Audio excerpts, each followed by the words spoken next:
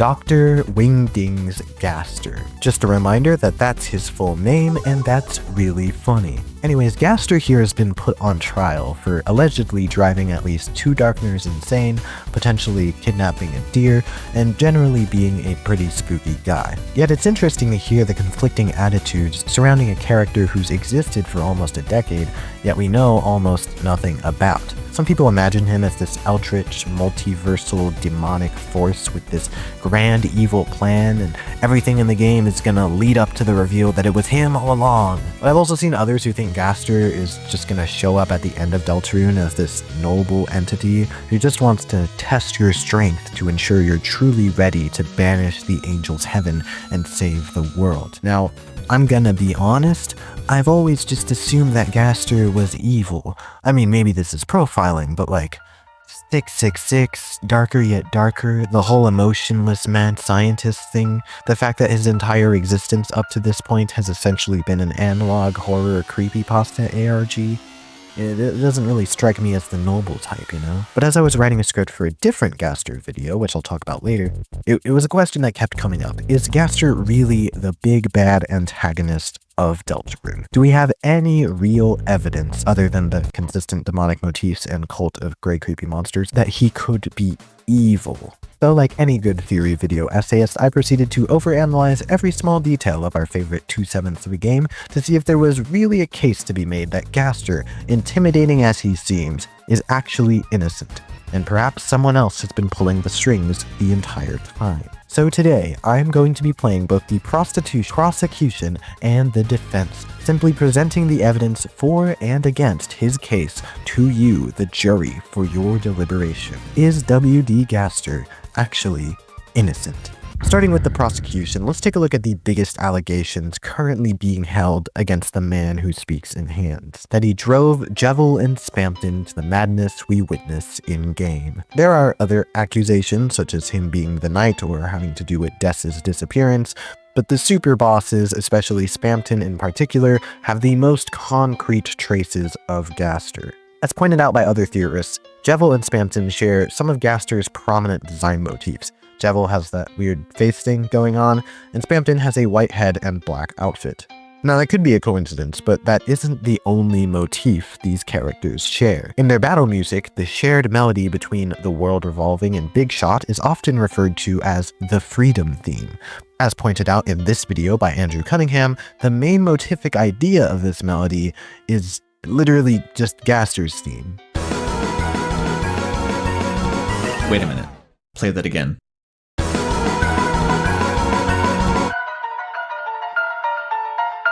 But of course, the most concrete evidence here actually comes directly from in-game. After fighting Spampton Neo, we can learn more about his backstory from the Addisons, who gather near his shop following his defeat. The Addisons recount how Spampton was an unsuccessful spam email who, despite being unable to catch a break, insisted that he would one day become a big shot. He eventually started talking to someone on the phone and suddenly became wildly successful, gaining him both fortune and fame as he moved into the Queen's mansion and bragged about his deals. Until suddenly, the mysterious person on the phone vanished, and so did Spampton's success. He was evicted from Queen's mansion, leaving the phone hanging off the handle, but when an Addison put it to his ear, all they heard was garbage noise, the same sound Chris's phone makes in the Dark World, and the same sound that plays during Gaster's entry number 17 in Undertale. Boom, Gaster. And of course, we can assume a similar case for Jevil, who is described as having gone mad since meeting a strange someone. Considering the clear link between Jevil and Spampton, we can infer that that's also to do with Gaster. And just as a reminder, all of Gaster's stats, the typeface value in entry number 17, the fun value needed to access the secret rooms associated with him in Undertale, the version number of the survey program installer are all strings of of repeated 6s, very clearly alluding to the number of the beasts associated with shade. That's a map pat out of context. Anyway, it seems pretty evil to me. He also has this cult of Gaster followers, or goners as they've been dubbed, and they seem to be pretty ominous to say the least. And of course, Gaster seems to have power over at least the interface through which we interact with the world of Deltarune. He directly introduces us to the game, and yes, this is Gaster. It's literally playing a rehash of his theme, and the text is in 666 typeface. He talks like Gaster. He has the player make a vessel referred to internally as a goner. It's Gaster, okay? We're not having this conversation. But this isn't the only place we directly interact with him. Before completing Chapter 1, the save file screen interface seems to be directly operated by Gaster, who speaks to the player with his distinct capitalization and vernacular. Through this, he is portrayed as somewhat of an emotionless mad scientist, like Shockwave from Transformers, treating the world of Deltarune like an experiment of sorts. A world that the player can just erase, restart, and circumvent the rules to commit atrocities, while Gaster remains all the more neutral. Even Spamton calls the player out in the Snowgrave route. Gaster, however, seems to remain complicit. So case closed, we've gone over all the evidence, which paints a very, very menacing and ominous and scary picture of Gaster, almost like whoever wrote this game intended for him to be that way. But of course, there are two sides to every argument in court, and now it's time to play the defense. You might assume that the defense's job is to side with the defendant, but it's not really the case. The job of a defense lawyer, and the reason why the defense is important, is to make sure that the prosecutor is doing their job correctly, making sure that the evidence presented holds up to further scrutiny without holes or contradictions, so that everyone gets a fair trial. After all, Gaster is innocent until proven guilty here in the United States, and so if we can sow even a ripple of doubt regarding the validity of the previous evidence in the minds of the jury, there's an argument to be made. And unfortunately, we do have counter evidence for this case. The second voice theory. If you aren't familiar with it, then I'm glad I get to be the one to introduce you to what will go down in history as either the best Deltarune prediction ever or the biggest red herring.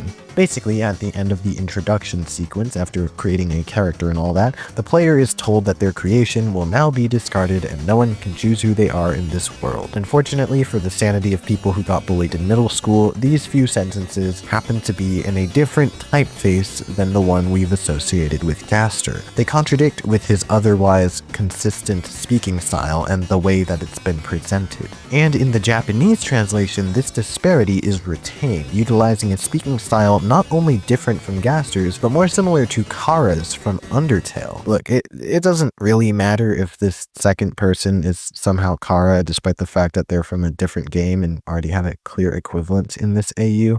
What matters is that this potential second person's existence leaves enough wiggle room for the story we've painted to shift. I mean, as far as we know, Gaster was just helping us make a character at the beginning of the game, only to be sniped by this weirdly antagonistic second voice. In fact, Gaster was literally helping Spamton. Everything was going great until Gaster disappeared. Does that make him evil, or is it the second voice that is the true sinister figure here? Here's a possibility.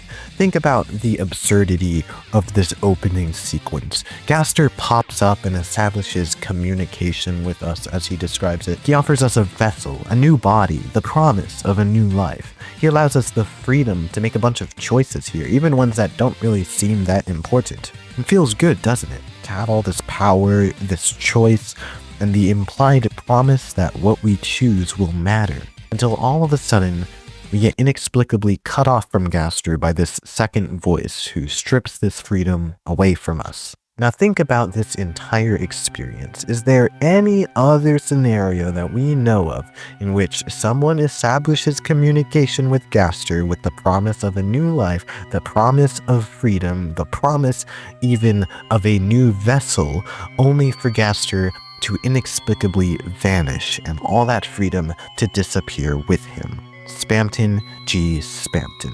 The parallels between Spamton and Chris are kind of the whole point of Spamton as a character, but the parallel between Spamton and the player's interactions with Gaster can suggest quite a lot.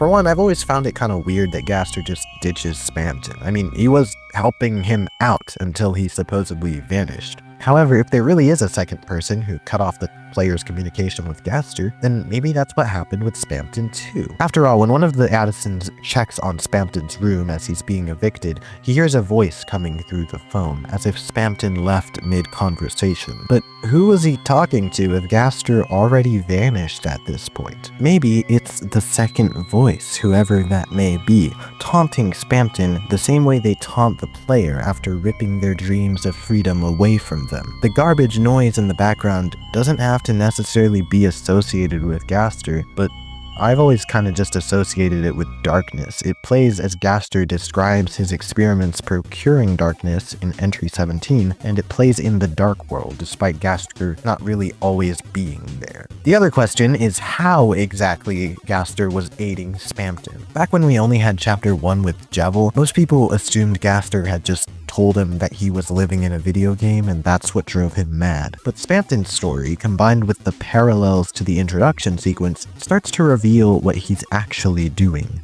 What Gaster offers the player, and what the second voice seems determined to prevent, is choice. Not pure freedom even, just choice. It's after the player starts making choices of their own in the sequence that the second voice intrudes and stops you from doing so, outright telling you it's not allowed. In Deltarune, your choices don't matter. If we apply this to Spamton's parallel experience, things start to make sense. Spamton's whole thing is that he longs for the freedom to make his own deals, to call his own shots, to make choices. Probably because that's what Gaster gave him the ability to do so long ago. And that's what made him so much more successful than the other Addisons. But just like the player, the second voice eventually snipes the connection, makes Gaster disappear, and strips Spamton of his ability to make choices. Which probably sucks, because once you have a taste of freedom, it's hard to let that go, and that's probably what drove Jevil and Spamton mad. In fact, we know that being stripped of your freedom can drive you mad, because that's exactly what it does to the player. After the introduction of Deltarune, let alone the entirety of Undertale, the player is used to making choices, which Deltarune outright says doesn't matter, there's only one ending. Despite this, some players try anything possible to exert their will on this game, to make their choices matter, and eventually they discover an oversight, a way to circumvent this rule. The weird route. A series of deliberate, disgusting, and evil choices that you absolutely have to go out of your way to make possible. But hey, at least you get to make choices. Suddenly you're not so different from the other characters who Gaster gave a taste of freedom. Spamton calls you out at the end of the weird route in chapter 2 saying, "You've been making hyperlink blocked, haven't you?" What is hyperlink blocked?